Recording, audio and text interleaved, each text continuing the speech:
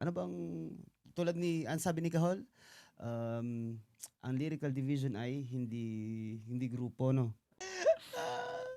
By the way, paano nangyari yung lyrical division? I mean, ba't yung I okay ka na mean, naman ng solo, di ba? Ba't may lyrical, ba't nagbuo pa kayo ng grupo? Ano bang tulad ang sabi ni Kahol, um, ang lyrical division ay hindi grupo, no?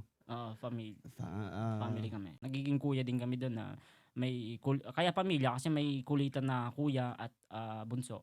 May ganoon sa group namin na hmm. may respeto pa din although nagkakabiruan, pero nandun pa rin yung respeto. Sino ang naghahawak ng lyrical division? May pinuno ba kayo? Wala naman. Meron si Tanggol. Hindi, wala. Wala kami. Direk, manager. Hindi, wala kaming, kumbaga, wala kaming Pinuno. pinakaisang head. Kumbaga, yung desisyon ng lahat. Sino May, nagdidesisyon dyan? lahat. May Lahat na. voting kami. May voting kami. May magpropose tapos voting. Ganun. Oo, may mga idea na, na ilalatag dun sa group namin.